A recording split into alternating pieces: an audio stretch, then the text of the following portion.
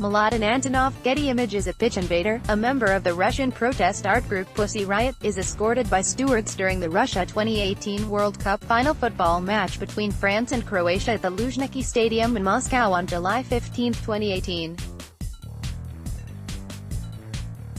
4 members of the Russian protest performance group Pussy Riot will be serving time behind bars for their pitch invasion during the World Cup final in Moscow.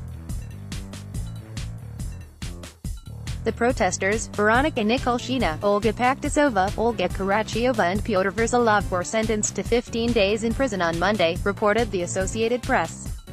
They were also banned from attending sports events for 3 years.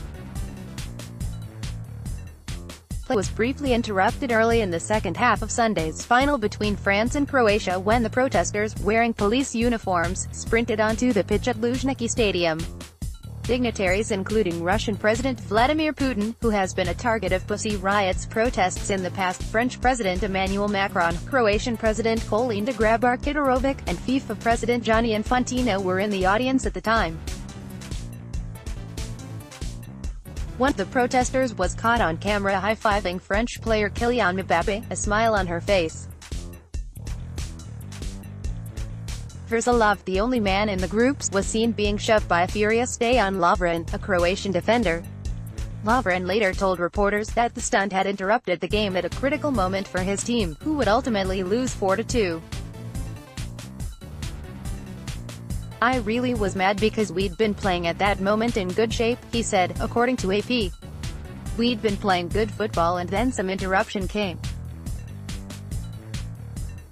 I just lost my head and I grabbed the guy and I wished I could throw him away from the stadium." One of the protesters, Kurachyova, said it was a pity that we disrupted the sportsmen. She added that the protest had not been aimed at the players, but at FIFA and the Russian government. "FIFA is involved in unfair games unfortunately," said Kurachyova, according to Reuters.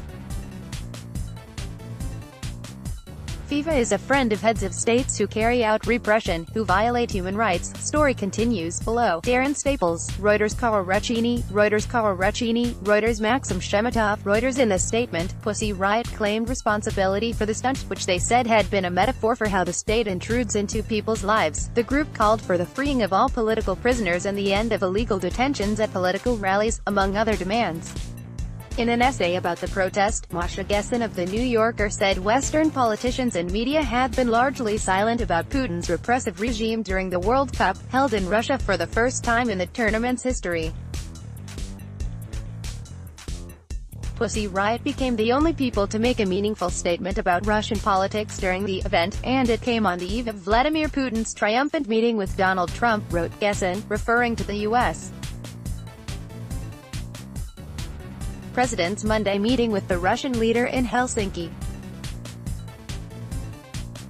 They also created, on one of the biggest stages in the world, an image of unjust and arbitrary authority, the sort with which 145 million Russians live day to day, Gessen continued. Pussy Riot first gained global infamy when a group of the collective's members entered Moscow's largest cathedral in 2012 and performed "Punk Prayer" to drive Putin away. 3 participants were arrested and imprisoned for 2 years for their involvement in the stunt. One of them, Nadezhda Tolokonnikova, a founding member of Pussy Riot, is reportedly married to Pyotr Verzalov, the man who participated in Sunday's World Cup protest. In 2014, Verzalov, who is a citizen of both Russia and Canada, told Toronto Life magazine that he'd been arrested maybe 50 times in Russia for his activism. "If you live in Russia and do the things I do, you get to a point where you become completely fearless," Verzalov said. "I realize I'm constantly watched by Russia's special forces and my phone is tapped. I see the same plainclothes officers following me around, and they don't even try to hide."